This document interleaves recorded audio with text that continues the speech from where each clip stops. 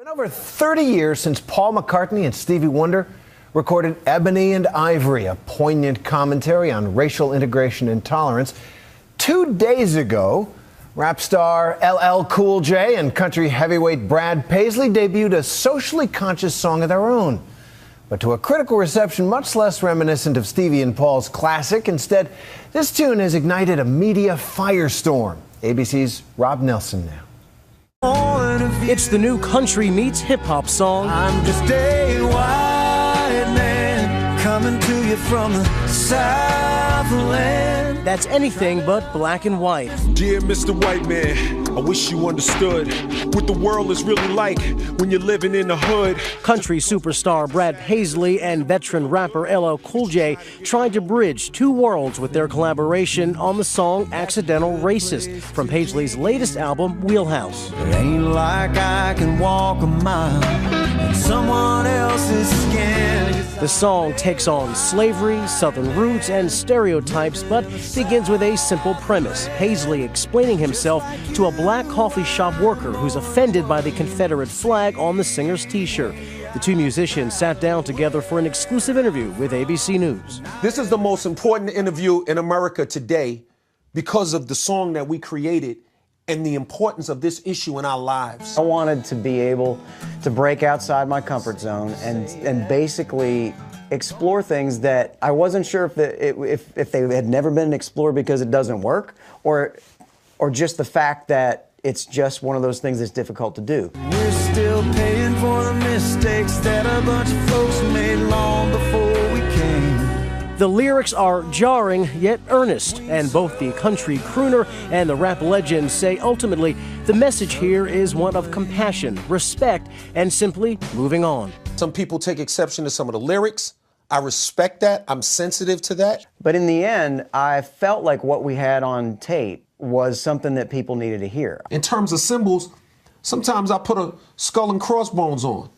And, my wife would get upset with me. But, I'm not a pirate.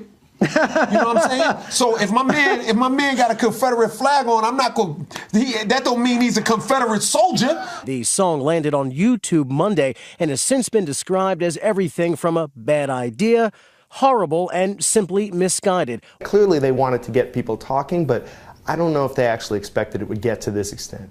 Khalifa Sene is the music critic for The New Yorker and has covered Paisley's career extensively. He usually has a way of tackling these subjects with some wit and some charm, and this is a slightly more earnest approach, which might have been why it didn't work better. Music delving into the sensitive territory of race is certainly nothing new.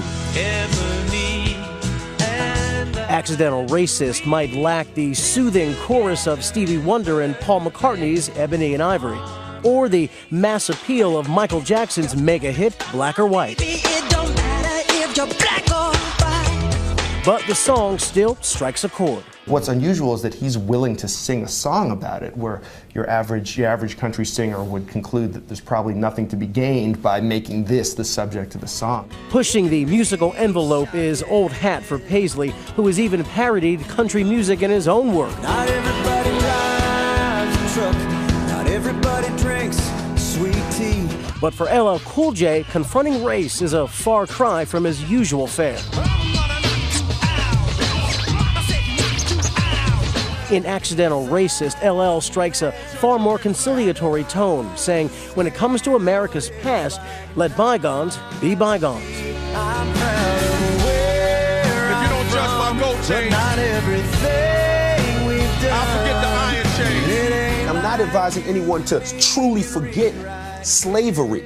But what I am saying is forget the slavery mentality, forget the bitterness. Don't get bitter, get better. Beyond teaming up to try and heal racial tensions, it may also be a savvy business strategy, a way to reach both the massive hip-hop and country audiences. These are both genres where people in that genre wave the flag, and they like to say, yes, I'm hip-hop. Yes, I'm country. Black artists finding success in the largely white world of country music dates back decades. just between you and me. Most notably with the success of singer Charlie Pride back in the 70s. And more recently with Darius Rucker, who first shot to fame as the lead singer with the iconic 90s band Hootie and the Blowfish. And just let her cry. but has now found platinum-level success as a solo country star. But still, the issue of race remains an unwavering lightning rod, especially when confronted as bluntly as an accidental racist. For these two stars, though, the song is less about bluntness and much more about progress. And let's not be victims of things that happened so long ago. Right. Anymore. And at the same time, let's respect it, but then after we respect it, let's also open our hearts up so that we can move forward, you know, like human beings, and get this country rolling and get it on course the way it should be. But I see that red flag and I think you wish I wasn't here. I'm Rob Nelson for Nightline in New York.